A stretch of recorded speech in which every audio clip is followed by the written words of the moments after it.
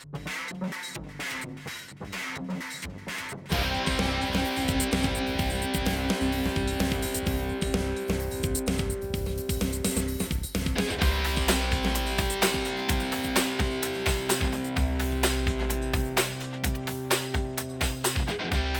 to Tiger Tracks, your home for the best of LSU athletics. And now your hosts, Jordy Hultberg and Bill Frankes. Hello, Tiger fans. Welcome to Tiger Tracks. He is Bill Frankes. His season's getting busy as baseball is right around the corner. I'm Jordy Hultberg. I'm the former LSU basketball player, and I've never seen one like LSU did against Missouri, down 14 with a little over 2 minutes left to play, and somehow, some way, they get it done. What a galvanizing win that was. Yeah, I wanted to ask you about that, Jordy. In your day, had Never. you ever been Didn't have enough possessions when I played. There was no three-point line. Sorry. Yeah. It does help. That was incredible, though. Down 70-56 with just over 2 minutes to go. Skylar Mays hits a three, and that really jump-started the whole thing. They couldn't buy a bucket all game long, and all of a sudden at the end they couldn't miss.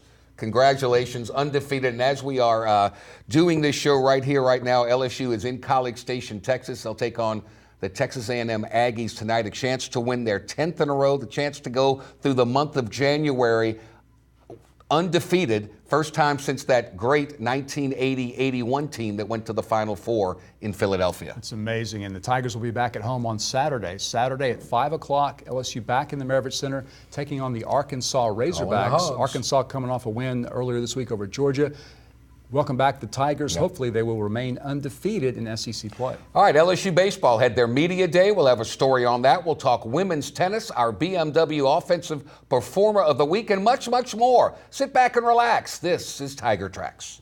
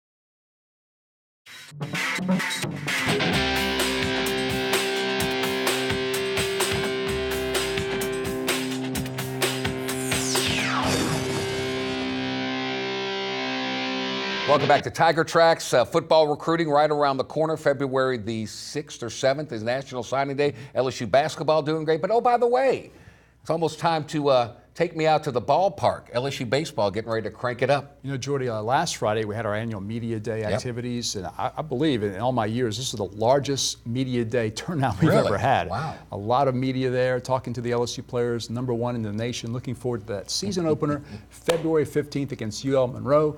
Garrett Walvard was there. Let's take a look at LSU Baseball Media Day. I mean, the leadership. My freshman year, we had so many leaders that year. We had so many older guys. And, I mean, it reminds me a lot of this year. We have 5 people coming back, me, Twan, Hess, and Josh and Eric. Just having that role of leadership of those guys being here for so long and having that great of a recruiting class coming in, teaching them, helping them with everything they need is very high. And I think we got a chance to make it to Omaha. Last year having the ups and downs of it and being able to navigate through that season. Then once it was all said and done, be able to look back, self-analyze, and seeing what I was doing in my outings when things were going well, what I was doing when things were going poorly, and just be able to build around that and develop a plan to get me more consistent. I think that's going to make the biggest difference in the world for me in 2019. Getting out there, literally it feels like I haven't played LSU in like 3 years now, but I'm excited. It was fun to get back and compete with those guys and kind of have fun playing baseball again. So each at bat, I'm trying to go up there, be a tough out. If I was batting lead off, I'd try to be a tough out, try to work the counts a little bit. So I want to say Antoine is probably leading off. So probably bat with the guy on base a lot. So that's always fun. Kind of try to get to drive those guys in, situational hitting. So focus on that. Freshman class, I mean, we got a great group of guys, a great group of pitchers. I mean, it seems like these pitchers are all throwing over 90 or throwing 90 with command. So I mean, this group of guys, it's surprised me, the maturity, but I mean, they still have yet to experience the game. So that's going to be the biggest thing, but I think we're going to be really good, and we got a great recruiting class. So I've never seen such leadership like it, and they've taken everybody under their wing, and especially in tough times throughout the fall, that they were the ones there for us, and they picked us up when we were down, and I really liked it. It has been the goal since we arrived here. Omaha or nothing, really. That's all he's been talking about. So that's what we've been grinding every day for, and hopefully we'll get to it. I think it's a little bit beneficial to say you have a target on your back. I mean, you're going to get everybody's number one, no matter when you're playing a midweek, weekend series, whether it be in Texas or whether it be Kentucky, first SEC weekend here. But you're going to get everybody's number one, and that's why you came to LSU, play the best of the best. You know, we got to get past ULM, and then we got to get through Army and then Air Force, and then whoever's after that. It's going to be real tough. You're going to have to keep working hard in these scrimmage games, and I'm going to learn a lot in these 3 weeks before opening day, so we're getting there. Yeah, when I was younger, me and my older brother, who's a catcher at Louisville, he's a sophomore, Ben, I always played up on his travel ball team, and so I always played catcher because everybody wants to play whatever their dad played growing up. And then when I started playing with him, he was a little bigger and stronger than me, so I was like, all right, I'll move to a different position, and I just played short growing up. And then on my high school team, we had Gray Kessinger, the Ole Miss shortstop on our team, so I played second when he was there, and then I moved to short my last 2 years. But definitely growing up in a baseball family, I played a lot of different positions. I could sit back and watch the game and kind of just see guys if they were making mistakes, see how they reacted, and try to learn from that. And I'm a guy if I do something wrong, I'm really not trying to show it that much. I'm trying to be a leader for this team and help the young guys, and I feel like if I lead by example and have a good mental approach to the game, I'll do the same. So. I mean, they make this place so special, and I don't know what it is about LSU, but it's just such a tight-knit community. The Louisiana community is so awesome to be a part of, and it was hard for me to leave that. It was going to take a lot for me to lead this place. And it was something that the three of us, we were kind of picking each other's brains a little bit going into the whole situation. And I don't feel like any of us really persuaded the other's decision. It was something that we made the decisions on an individual basis. And we didn't really verbalize it, but I think all three of us kind of understood deep down that we come back in 2019, we can stay healthy. There's a shot LSU could do something pretty special. Thank you, Garrett. I know the media members used to come for the free food, but now there's something really good to talk about. So it's a great mixture of veterans and some newcomers, number one recruiting class in the country, put it all together. We can't say that word anymore, though. That's right. We can't say that Omaha anymore. Coach Maneri said last Friday was it. The last time that word would be mentioned by the players. It's a strict one game at a time routine. What would Peyton Manning do if he couldn't say Omaha, Omaha? Women's tennis next.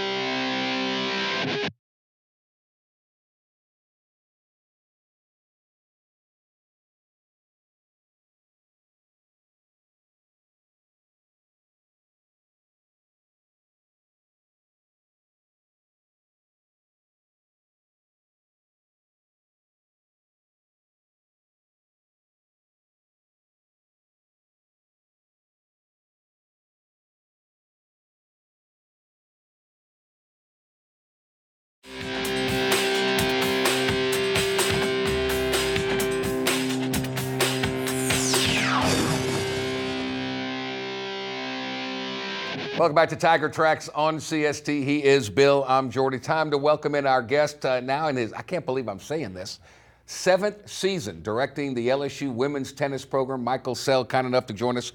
Boy, time flies when you're having fun. How are you? It is. No, we're having a great time. Everything's going very well, thanks. How are we from where you first saw and went, oh my God, to now?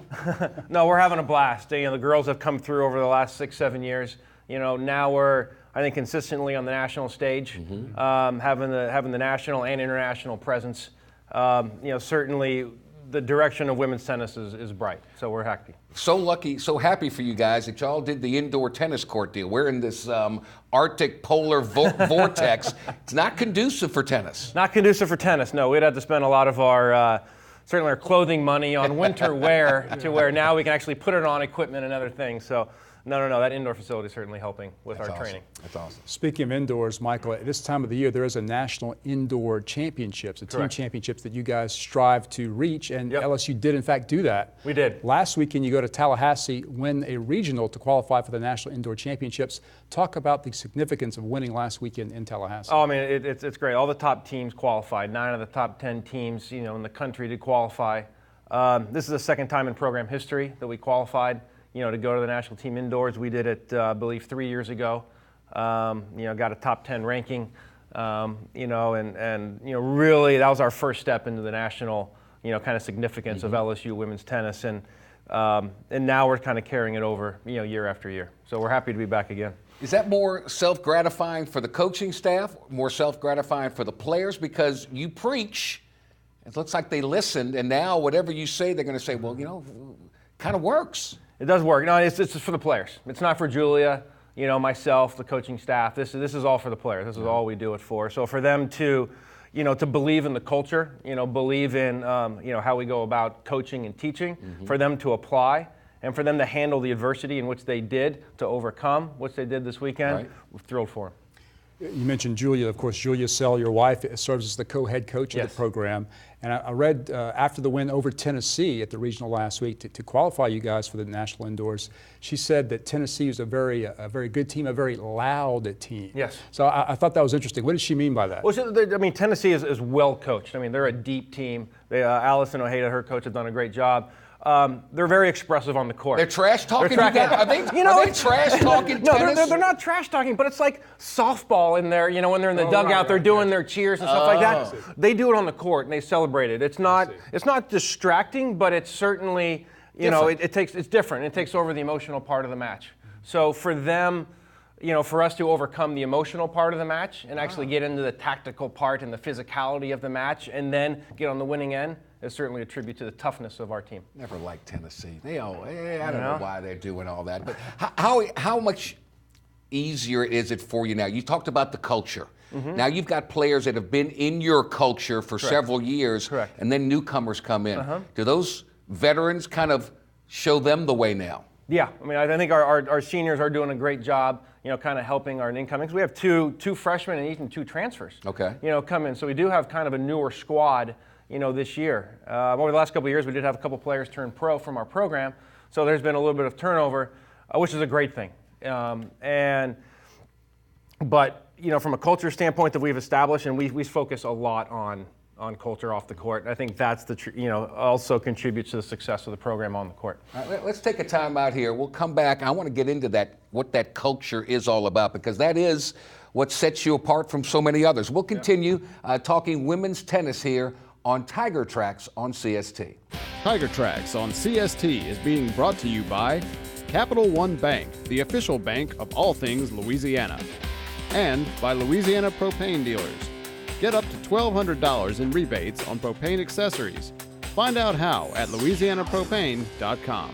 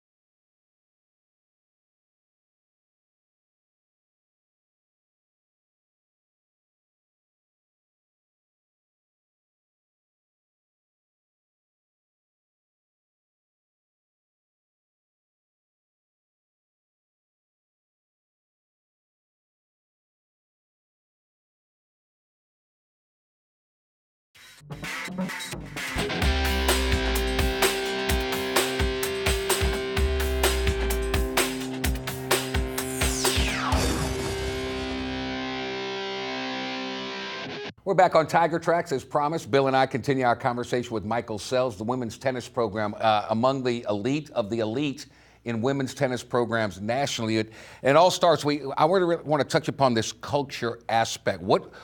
How would you describe it to us? I'd say, our theme is, Tiger culture, Tiger pride. We use words like united. We use words like family.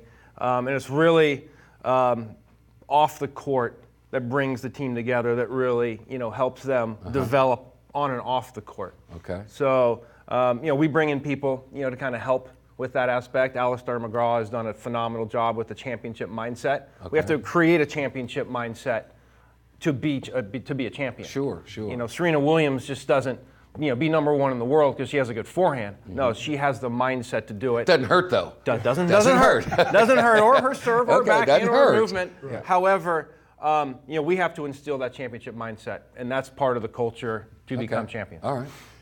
That championship mindset was really epitomized by what two of your players did last year, winning the NCAA doubles championship. First time in school history. Correct. Jessica Gollivan and Eden Richardson win that NCAA doubles title. Yep. They're back this year on the team. They are. Just talk about the significance of that accomplishment and what they bring to the team this year. It's a massive accomplishment for our program. It really stamps what Julie and I have been preaching. To be one amongst the nation's elite, but also then to compete for championships. And that's ideally what we want to do. We want to be in that conversation to play for championships.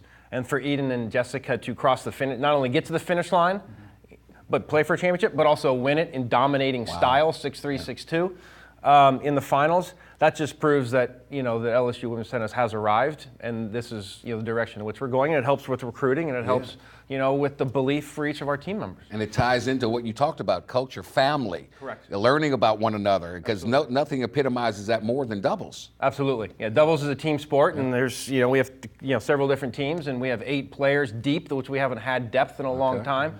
So that aspect of it, knowing that each player can rely on each other on the court next to them, and even on the court next to them, to believe in their abilities and to believe in, that they will step up and deliver, is going on. Somebody has to play in center court, right, for you. Somebody has to play that number one spot. Yeah. So who's number one in singles? Who number one? Eden Richardson. Right now, Jessica Gollivan is taking over, right now. But it's not just them two. Right. It's like right now, over the past weekend, the middle to bottom part of the lineup shined. Oh, okay. And usually it's the top of our lineup. Right. They did a great job. Eden and Jessica did a great job. Taylor Bridges, Kenan Johnson, Paris Corley, Luba, Vazuluk, all down the line. Say that name again? Vazuluk. Okay. Vazuluk, Dallas, Texas. Really? Yeah. Wow. Not your typical Dallas, Texas, but all of them shined. All of them contributed to where before, like last year, we only had the top part. Okay. And Eden and Jessica's really embraced everybody gunning for them now because everybody wants to beat the best.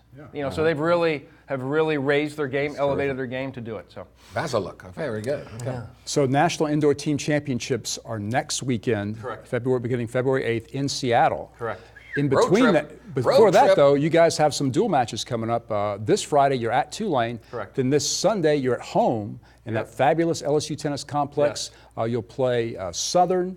And Rice. And Rice. Rice will start at noon, Southern at 5 o'clock. So the home season's underway as well. Yeah, in fact, Rice on Sunday will be our home opener. I don't know, the guys have played a few matches, but what's special about Tulane and what's special about Rice is we're playing the same time as the men's team as well. Mm-hmm. So it's going to be a fun atmosphere that you're going to see both teams compete at the same time. So we're excited actually for the first time to play at home on Sunday. So we can't look ahead to Seattle quite yet. We got work. We have business to do, and the girls know that. And they're mature enough to know that for this weekend.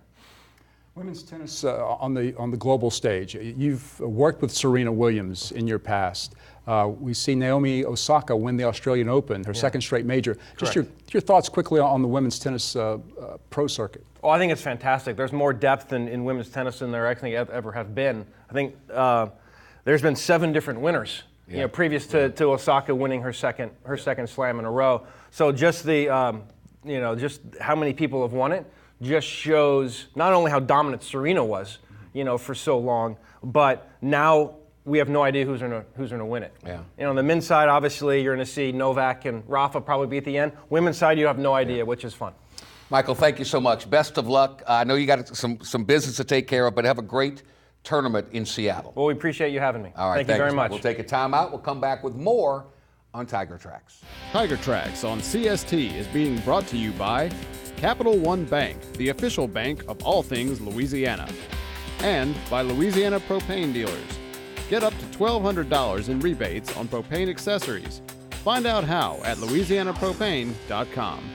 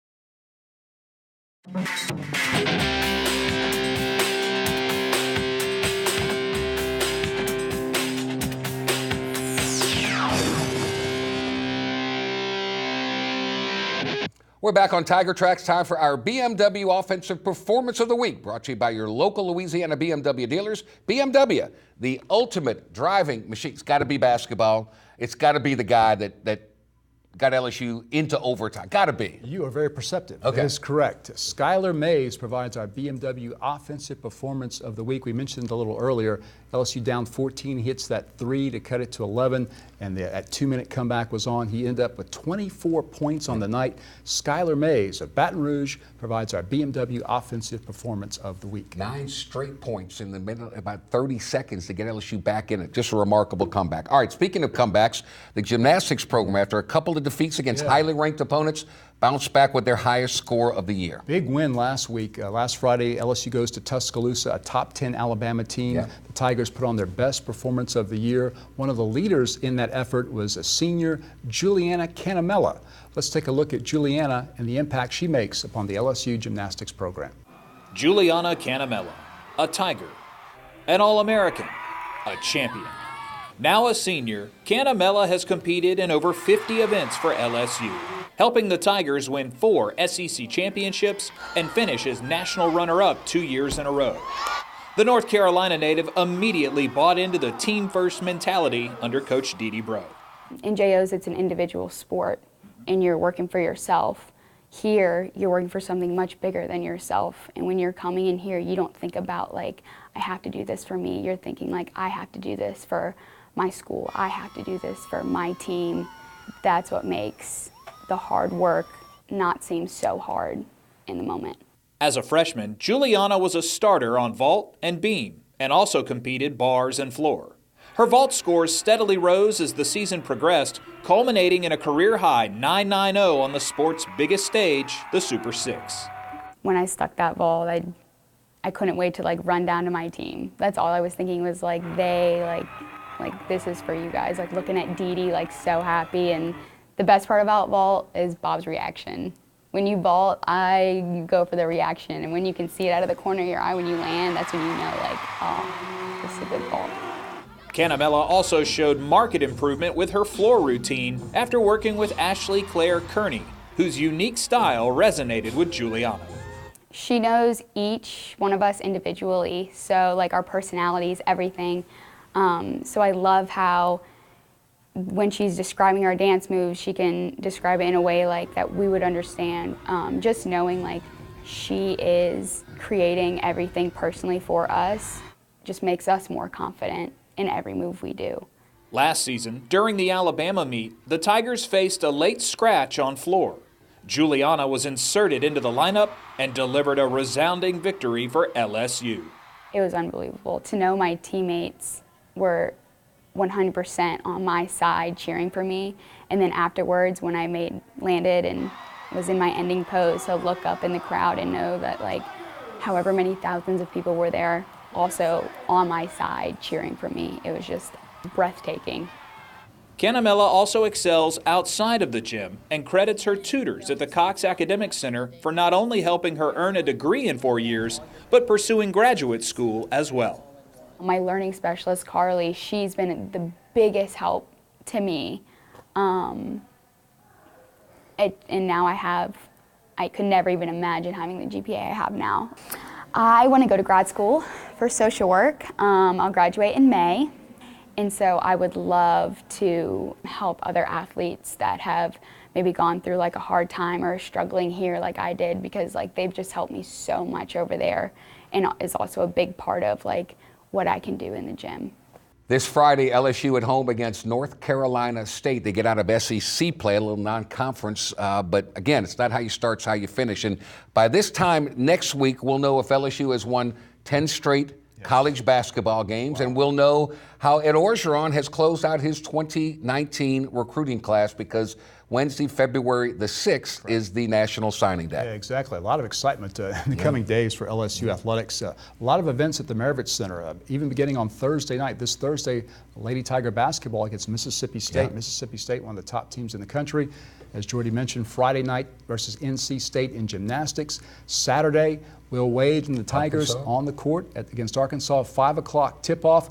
And even stretching into next Monday, another women's basketball game, another top 25 team. Missouri comes to town to take on the Lady Tigers. And then, as you said, next Wednesday, signing day for football is concluded. Tigers hoping to boost what already is an extremely strong signing class. I'm so glad there's so much going on, so I don't have to even think about watching that stupid game in Atlanta. I don't know what that thing, but let me.